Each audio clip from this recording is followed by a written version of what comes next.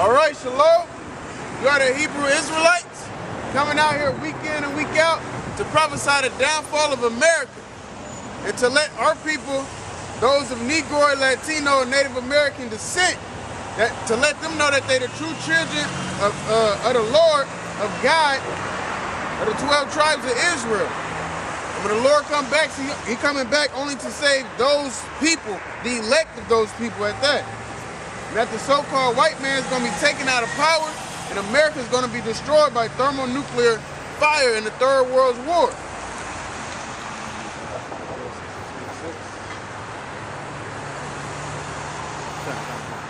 We want to say, bless the elect, and double honors to the elders of GMS, and of course, all praise Yahweh Shem Yahushua.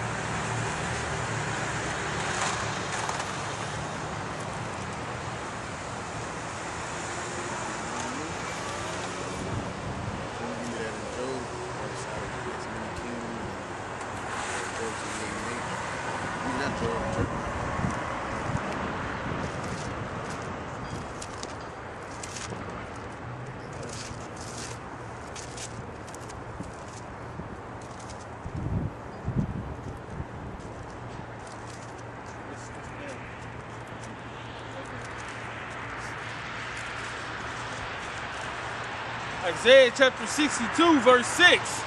I have set watchmen upon thy walls. Yep, the Lord set up watchmen upon the walls. That's in the midst of the congregation of the Israelites. He put watchmen out there. That's why we come to the neighborhood where Jake is at. Where Negroes, Latinos, and Native Americans, they go to the crossways.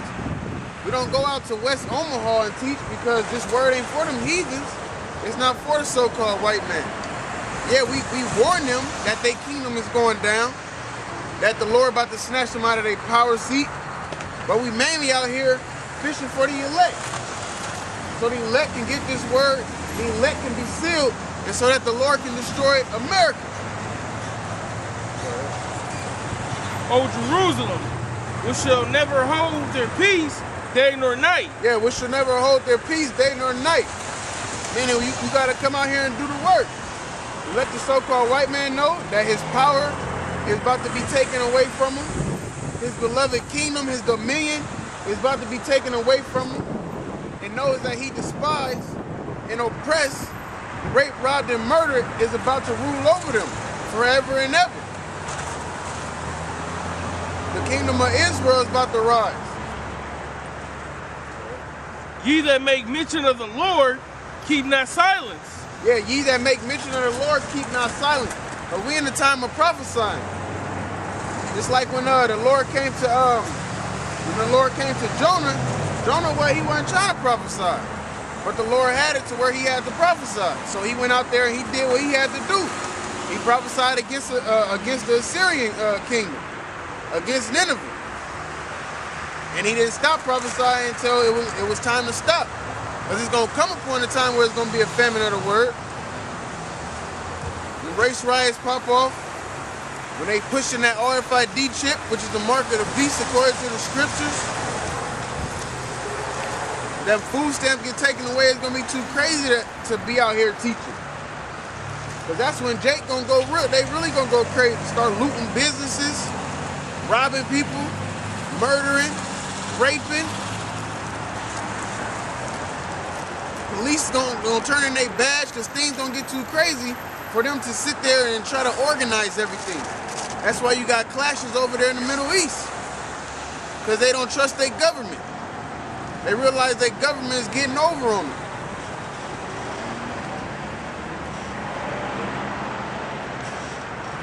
And give him no rest till he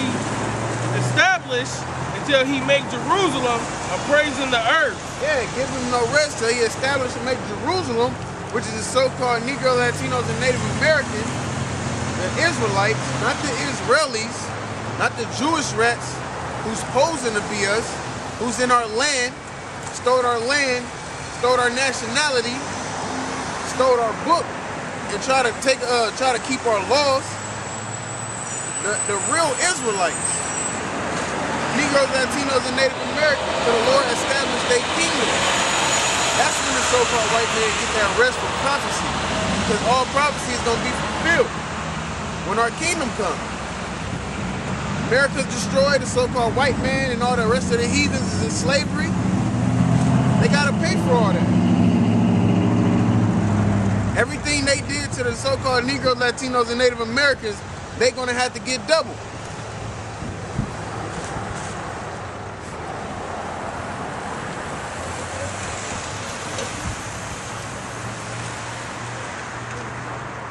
Jeremiah chapter 28, verse 8.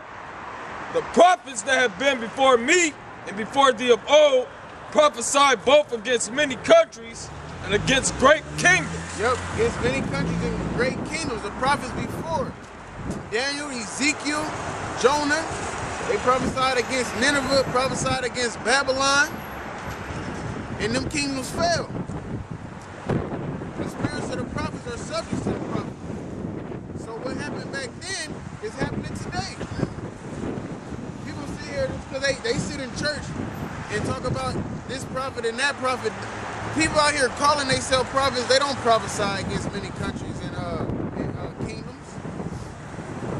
And some people out there that might tell you economically that a system is about to fail, but they not bringing the scriptures out and showing you matching it up with the scriptures in the Bible to show you that it can't help but happen because it's prophecy of the Lord.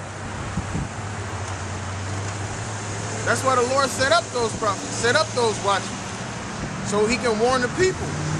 So when that judgment day come, they can't say, oh Lord, I didn't know. That's why this word is spread to the four corners of the earth. The Lord said go out there whether they hear or whether they forbear.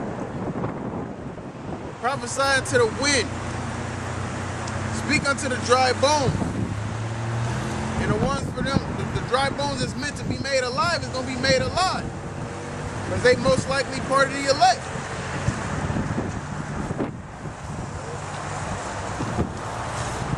Of war and of evil. Of war and of evil. Yeah, you got war in the Bible.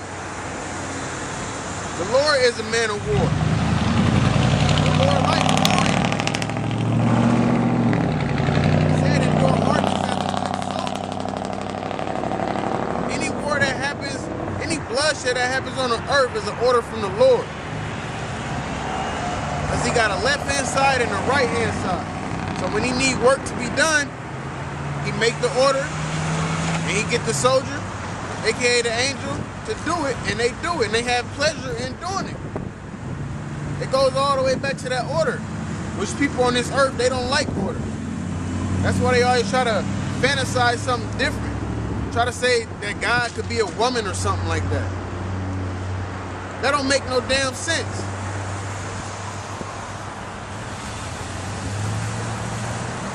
Pull one scripture out of the Bible that could try to say the Lord is a woman. But they always call him the Father. Exactly. Of war and of evil. Yep. And of war and of evil. Evil. That means bad times. And what is them bad times will be that prophecy that got to be.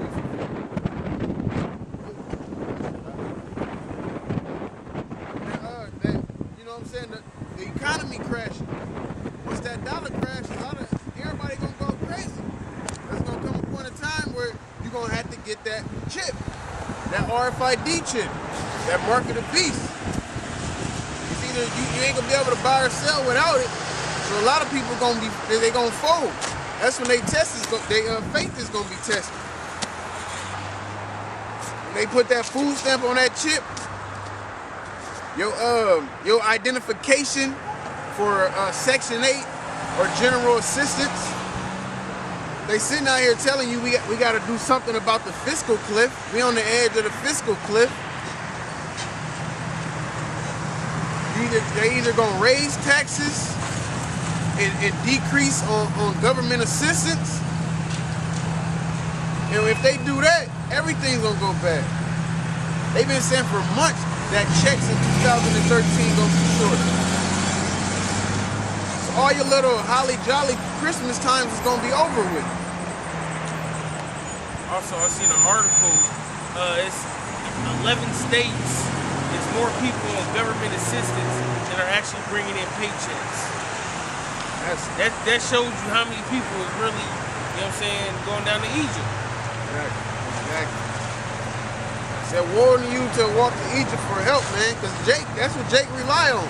Whether Jake got a good paying job or not, they still want that general assistance or that Section 8 so they can have more money to blow off. But once all of that get taken, then what you gonna do? You so used to living comfortably. Once that comfort gets snatched, then what you gonna do? You gonna kick in a survivor mode. You gonna have to get it how you live. Jake's so lazy. I was talking to this chick at my job about it. She was like, yeah, I remember back in the day, people was actually moving to the city of Milwaukee because Milwaukee was giving them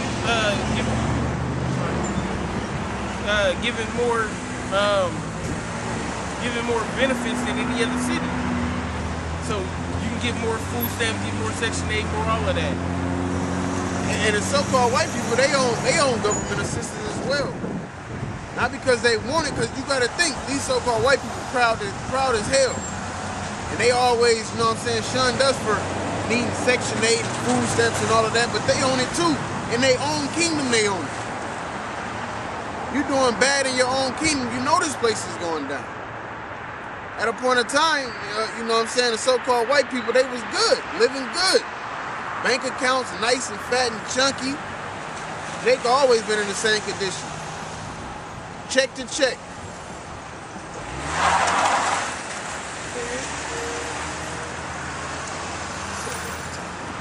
Jeremiah 28:8.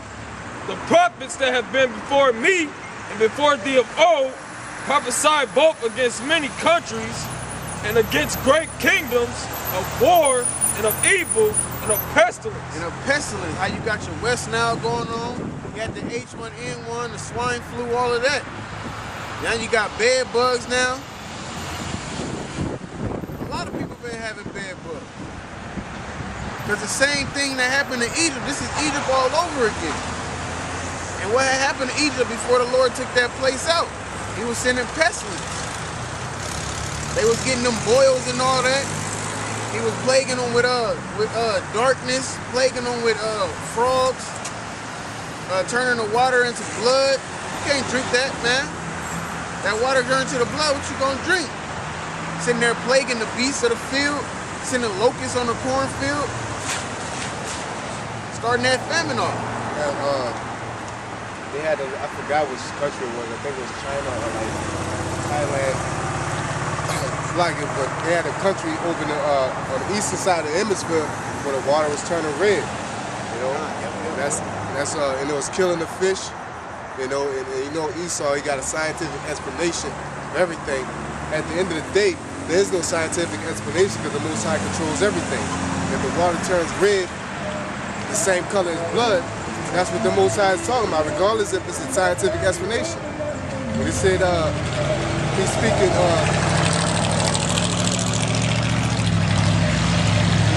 storms and tempests, right? There's scientific explanation for that. You can explain the storm, but it's still through the Lord. All right? So when these rivers turn to blood, that's according to prophecy. You know? You can say it's the reefs, the high tide or whatever, but it's still turning to blood, and it's still killing the fish, just like in Egypt. They said, I remember reading that too. They said that it was the Lord because they said they couldn't find out why it turned that color. So that's how you know it's the Lord, man. Just to add on to what the brother was saying. They were trying to say it was pollution and stuff. People dumping stuff into the. I don't turn no water red, the whole sea or a big body of water red. Pollution don't do that. It turn it dirty, make it dirty. Look like snow and mud.